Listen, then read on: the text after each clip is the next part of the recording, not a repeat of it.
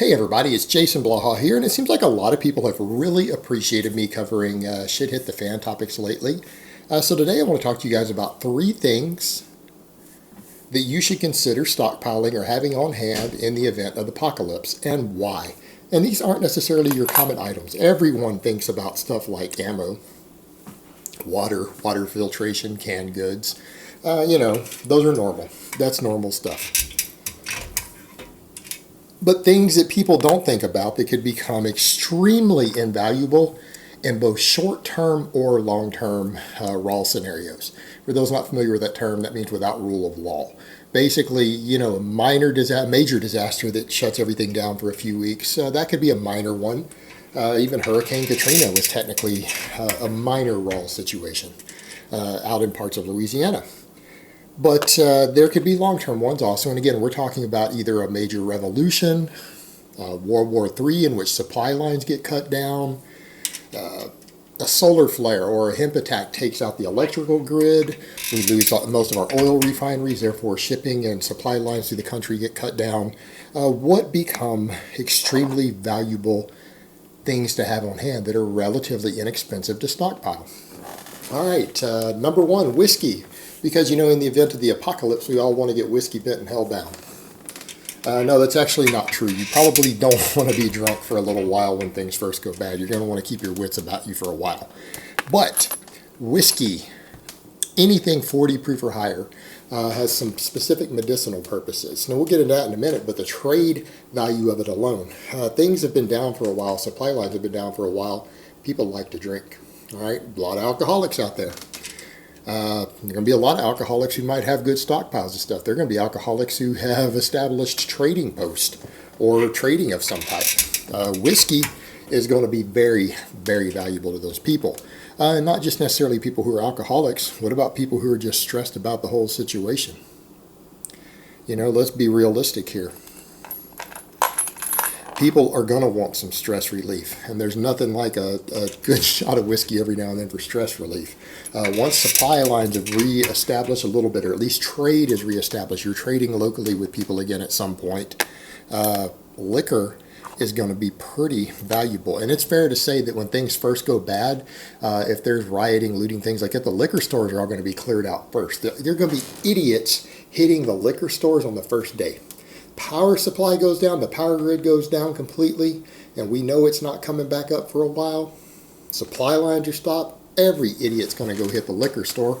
Those places are going to be empty within 24 hours. People are going to drink all of it because people are basically stupid. So it's all going to be gone from the stores. Your stockpile is going to be valuable. Valuable as a trade commodity, and not just for people who want to drink, but for people who understand the medicinal value. And that applies to you too. It's a disinfectant. If you have a wound that you need to disinfect immediately, a little whiskey on it works wonders. If it's 40 proof or higher. How about sterilizing a tool?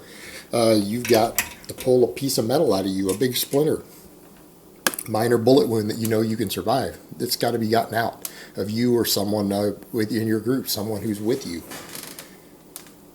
Disinfecting the stuff you're going to put in their body to pull it out. Even a set of tweezers, a set of pliers, it's very valuable for that. All right, very valuable.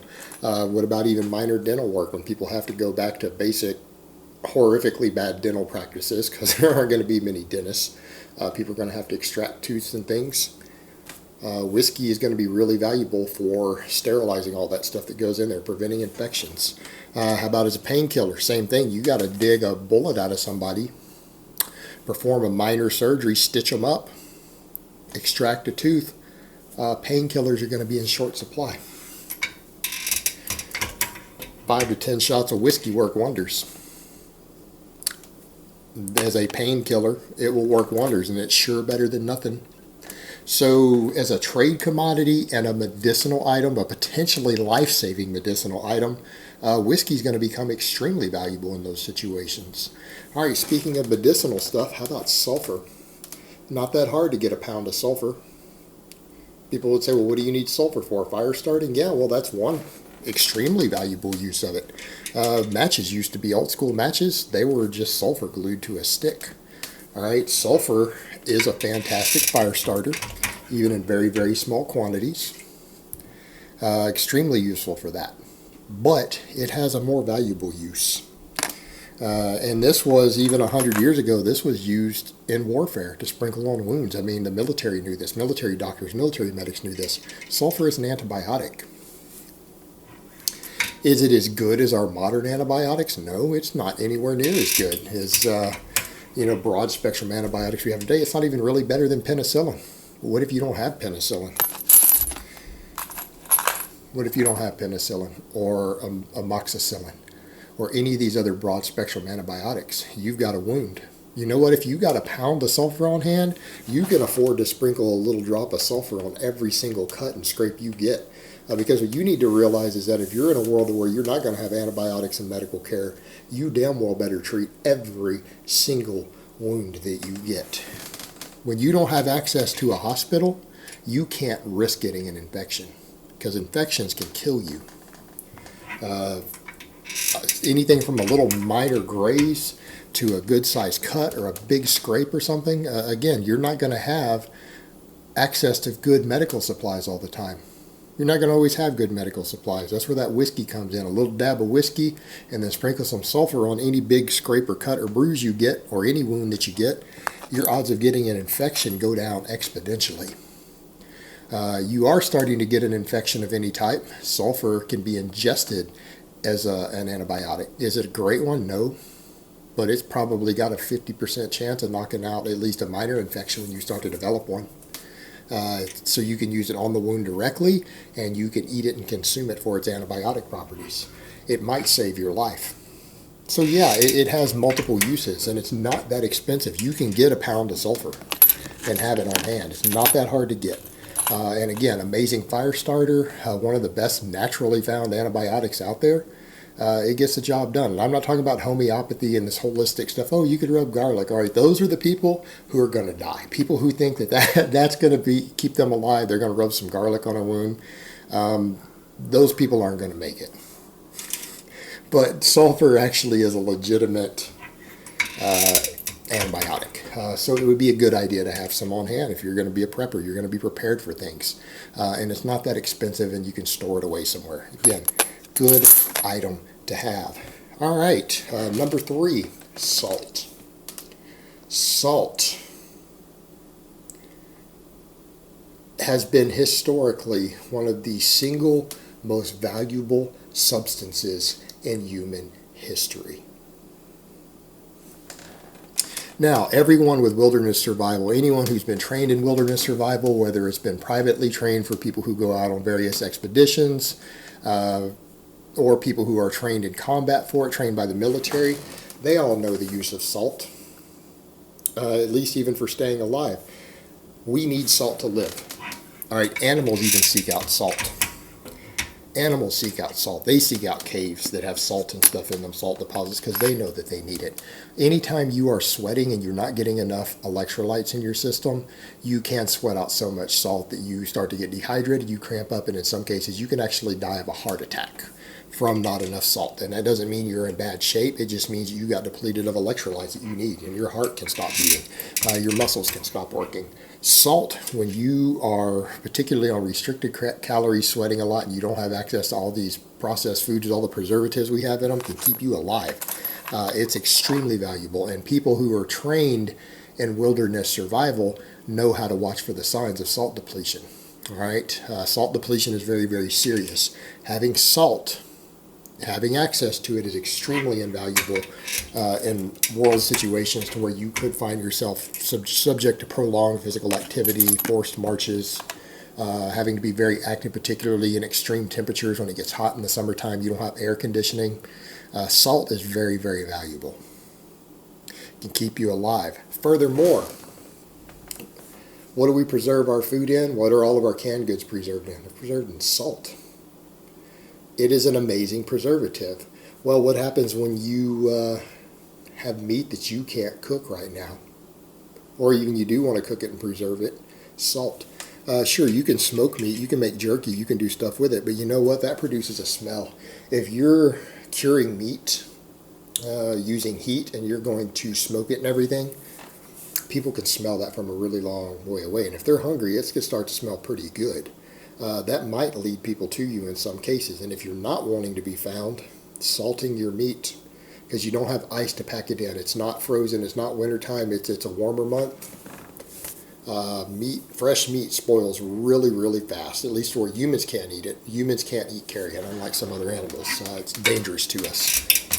Botulism, E. coli, all that stuff. So we have to find ways to preserve meat if we're going to eat it. And if we want to keep access to protein, we're going to have to kill animals. We're going to have to kill and hunt for meat because you're not going to have access to enough food otherwise.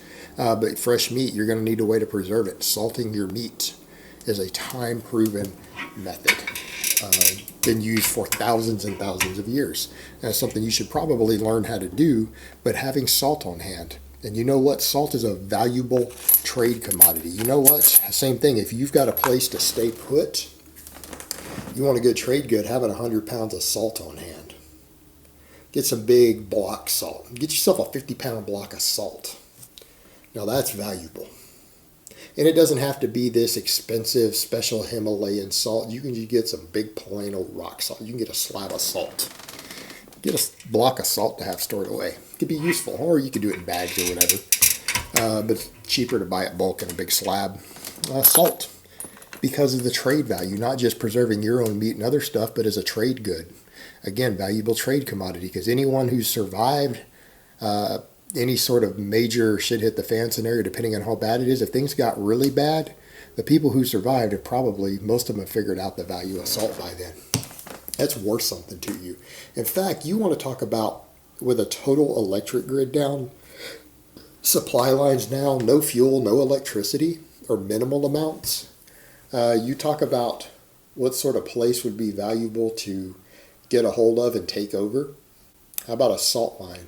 How about a salt warehouse? People are eventually going to figure out where it's at, and if you have it and you're holding it, you've got a trade depot.